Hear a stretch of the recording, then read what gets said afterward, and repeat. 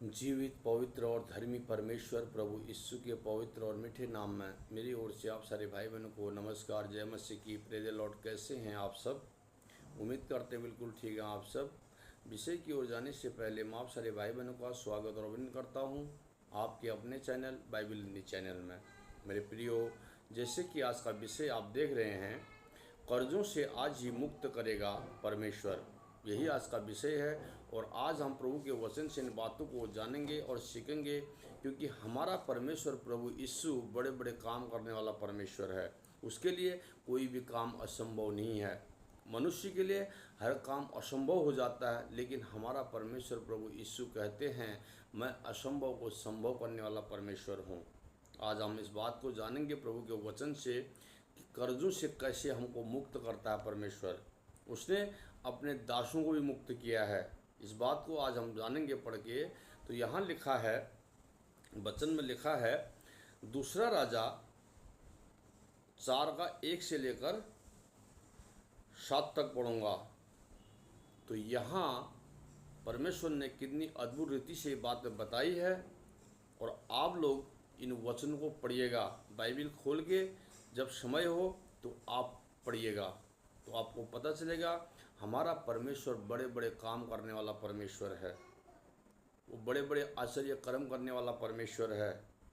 हमें अपने पास बुलाया है। यदि संसार की सारी धन संपत्ति हमारे पास होती तो हम परमेश्वर को नहीं खोजते। कोई न कोई दुख परेशानी के कारण ही हम परमेश्वर को खोजते हैं। इसीलिए उसने कहा, जो कुछ है सब तेरी भलाई के लिए है। तो यहाँ हम प्रभु के वचन से आज पढ़ेंगे। दूसरा राजा 4 का 1 से 7 तक पढ़ूंगा।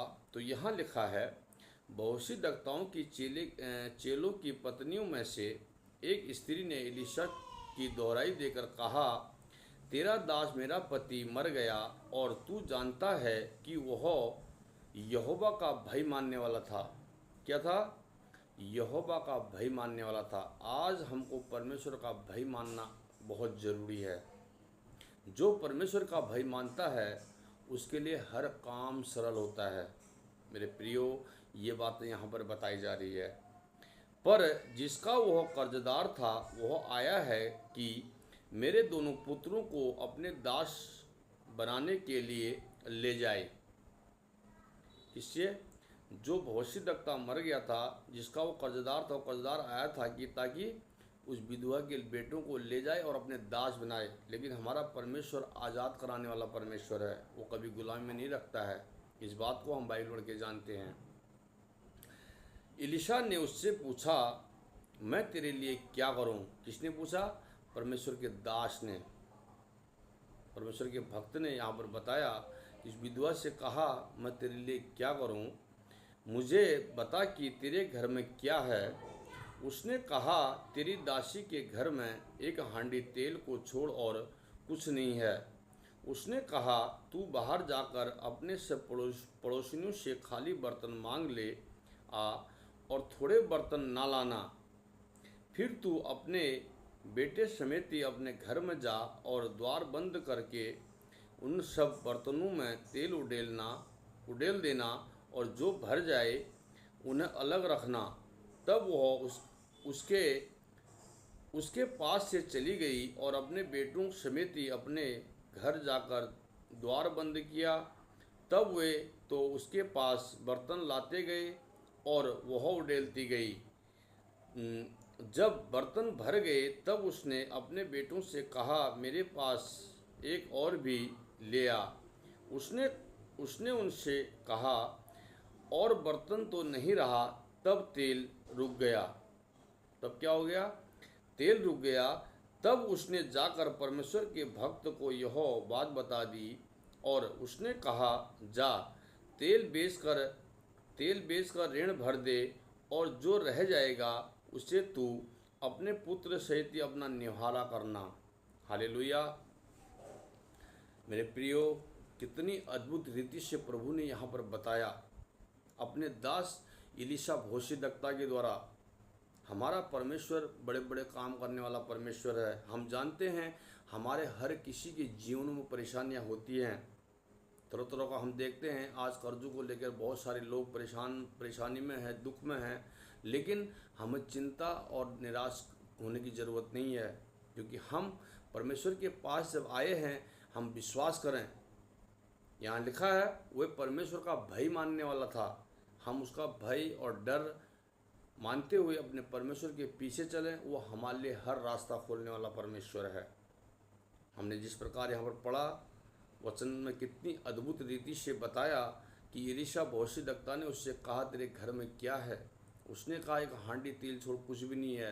तो सारे बर्तनों को लेके गए, सारे बर्तन भरते गए। नीचे लिखा है 7 पद में, तब उसने जाकर परमेश्वर के भक्त को यह बात बता दी और उसने कहा, जा तेल बेचकर ऋण भर दे और जो रह जाएगा उससे तू अपने पुत्र सहित अपना निहार करना, अपना गुजर बसर जो है वो करना।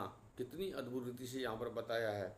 मेरे प्रियो, हमको परमेश्वर प्रभु यीशु मसीह पर विश्वास रखते हुए उसके वचन के अनुसार चलना है। और परमेश्वर के लिए कोई भी काम बड़ा नहीं है। वो हर एक चीज़, कामों को, असंभव को संभव करने वाला परमेश्वर है। उसने लाल सागर में 2 फाड़ के रास्ता बना दिया। हम बाइबल पढ़ के जानते, बड़े बड़े काम करे परमेश्वर ने। इसी प्रकार आज हम देखते हैं बहुत दुखी, परेशानी में भाई बहन ज़िंदगी गुजार रहे हैं। लेकिन मैं उन सब से कहना चाहूँगा, हमें कोई भी बात की चिंता करने की ज़रूरत नहीं है, क्योंकि हम परमेश्वर के ऊपर विश्वास रखें और उसके पीछे चलें। एक पद और पढ़ूँगा, मत्ती रचित सुसमाचार, जहाँ प्रभु यीशु इस बात को बिल्कुल स्पष्ट रूप से बताते हैं। यहाँ लिखा है मत्ती 11 का 28 पढ़ूँगा, 28, 29 और 30। यहाँ लिखा है, हे सब परिश्रम करने वालों और बोझ से दबे हुए लोगों, मेरे पास आओ, मैं तुम्हें विश्राम दूंगा। कौन कर इस बात को? हमारे परमेश्वर प्रभु यीशु मसीह कह रहे हैं, हे सब परिश्रम करने वालों, बोझ से दबे हुए लोगों, तुम मेरे पास आओ, मैं तुम्हें विश्राम दूंगा। मेरा जुआ अपने ऊपर उठा लो और मुझसे सीखो, क्योंकि मैं नम्र और मन में दीन हूँ, और तुम अपने मन में विश्राम पाओगे। क्या हो? अपना जुआ मेरे ऊपर डाल दो और मेरा जुआ अपने ऊपर ले लो। मैं मन में क्या हूँ? नम्र और दीन बनो।